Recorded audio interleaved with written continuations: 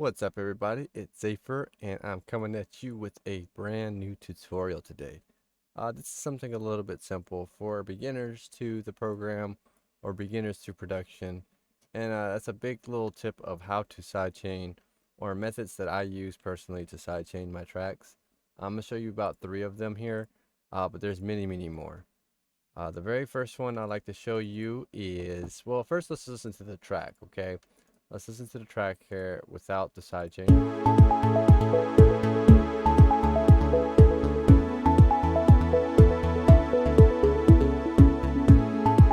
And then we can go ahead and turn the sidechain on. Let's turn one of these on. Oh, I don't have, alright, let's turn this one on.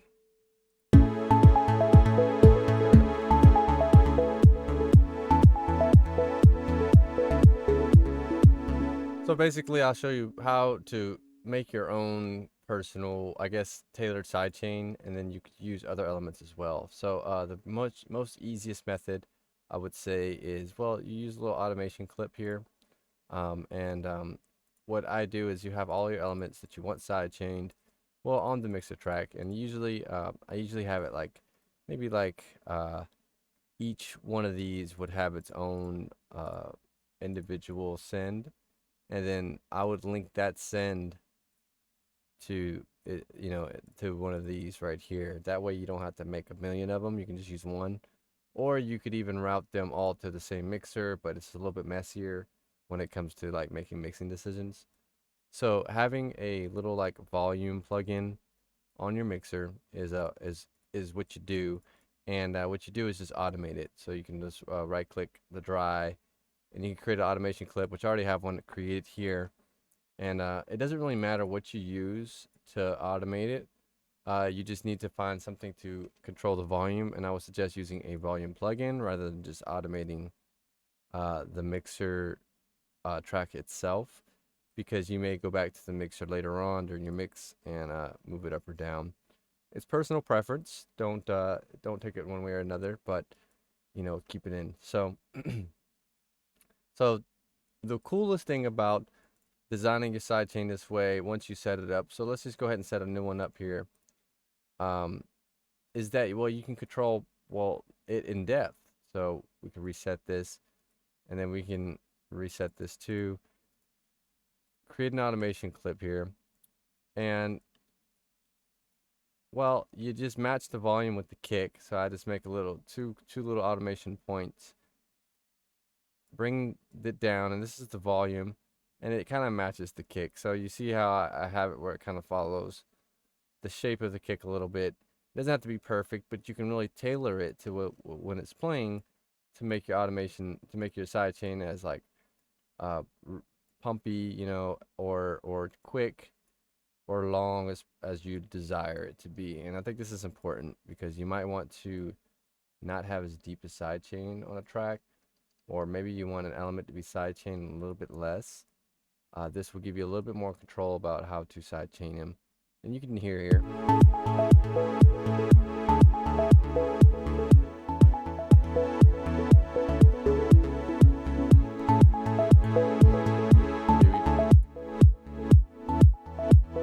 Just by editing these clips here, we can make our own sidechain sound the way we want it to.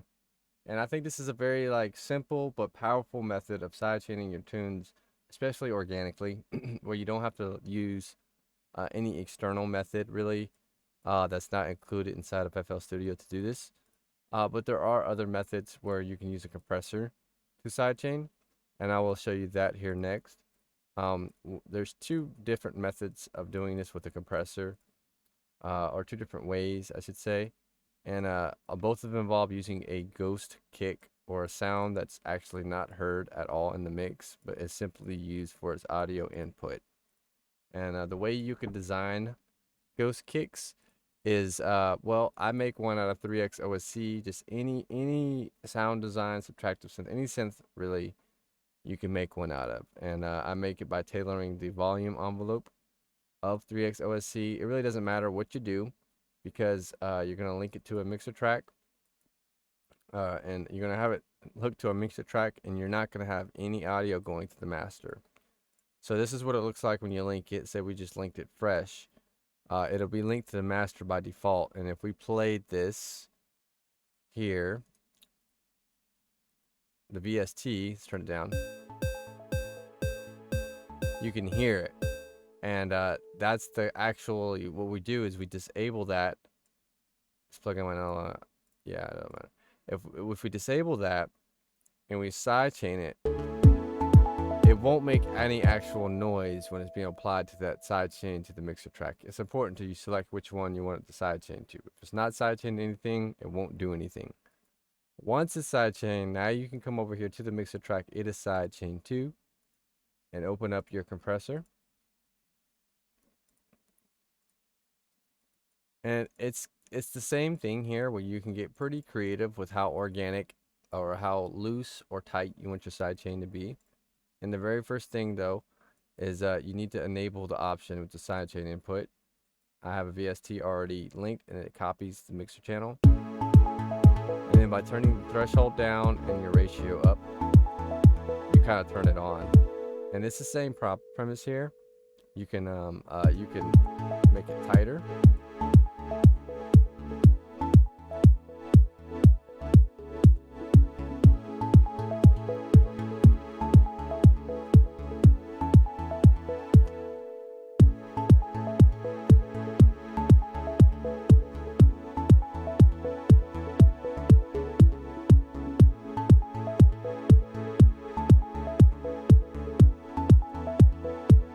So now you can kind of see here, you can just sort of get really organic with this movements here. You can get you can make it as tight with the sidechain as you want or as loose. It doesn't really matter. It's your personal preference. And I always suggest use it while you're listening to the mix and the kick at the same time. Get an idea how it all sounds together. Don't just make these movements by themselves, if that makes sense. And so I use that with the ghost kick for the VST, the 3X OSC. But you can do the exact same thing with any old kick sample you find over here. You can literally use the kick sample you're using as your kick and do the same thing. But usually I kind of do the same thing. I make it a ghost kick. So I find it and you see I'm clicking on it, clicking, nothing, no sound is being heard. It's the same thing. I've disabled the output to the master and just routed by sidechaining the audio input to the track that I want to be sidechained. And it's the very exact same premise. You can open up a new limiter. You know, we can make this a new one, a default one. Go to the compression, and now we can use the other sidechain, but it's the same thing.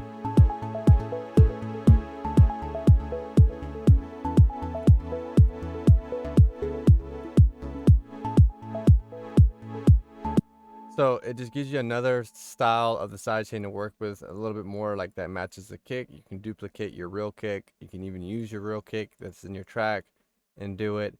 That part of it doesn't really matter as long as you kind of have that input being sidechained to the mixer track. And you know, that's really useful for me. That's kind of how I did it.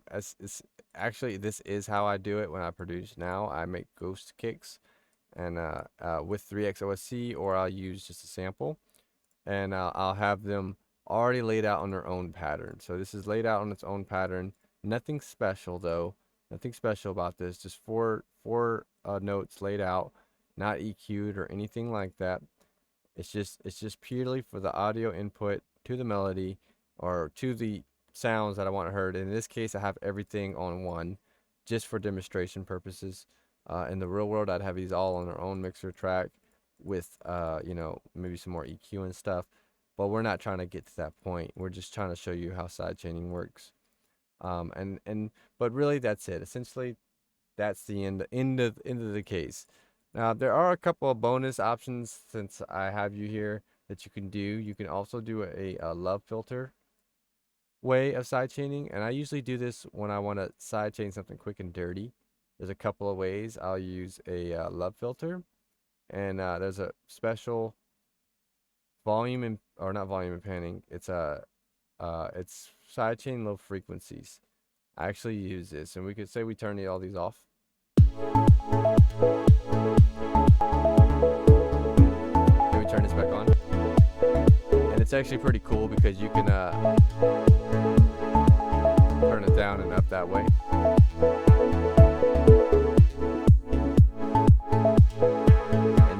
of the cool thing about this is you can go to the volume pattern, and this is that same like volume envelope you can edit and mess with to make your side chain more like fitting to your track. Maybe you want it a little bit looser, maybe you want a little bit dip here on the end.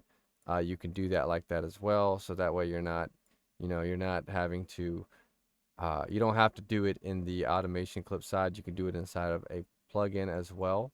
And other people also use Gross Beat, which is another one. I don't really use it that often because it's just a little bit trickier when it comes to like turning it off and turning it back on. But it still works, it still works. So you could go to there and you can find, I think it's actually in the patterns.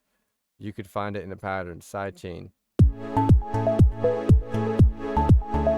And it's the same thing, very much the same thing. It's this is the volume automation repeated over the course, and you can upload it and use this to that. So really, there's, as you can see, there's a bunch of different ways to sidechain. But if you're new to music production and you wanted to know some methods, or well, how does Z8phyR go about doing it? Well, here's your answer. I hope this helps you guys out, and let me know if there's anything about this that could be improved, or anything you'd like me to make a tutorial on, or anything of that nature. Also, check out my website, Z8phyR.com. It's brand new, it's up and running. I'm super excited about it. I spent a lot of time creating it and building it. So if you don't know, go and sign my guest book, come be a part of my family, and also join my Discord.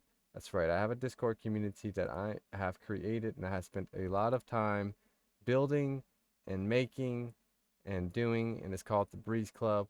And I would love for you to come and be a part of it. It's right here. Welcome to the Breeze Club, and we hang out here, we talk about stuff, we do things. I have a radio station, I have a music community, I already have artists and things of that nature. It's going to be growing. You are all welcome to come and be a part. Much love to you all. Thank you so much for tuning in. Sorry about the silence and the delay. I have been in the background doing basically administrative work for myself, my career, my music, for the next 10-15 years, but we are turning everything back on. I do have a schedule for what we're going to be doing, and I will be running it out inside of Discord, so you can just come and check it out. Let me pull it up here for you guys. It will be our schedule basically throughout the week. I'm going to be doing stuff with my community. You can see it right here. Let's see if I can open this, make it a little bit bigger. Yeah, this is good. Be a part of my Discord community here, and we do things. We're going to do fun activities. We're going to hang out. Friday, I want to play Among Us with you guys that are part of it, and it would mean the world. So this is all going to happen here. Every week, we're going to be doing something. I want to help creatives from all over the world, in any part of what you do, be a part of this. So again, massive thank you, everybody, and I will catch you on the next one. Bye, everybody.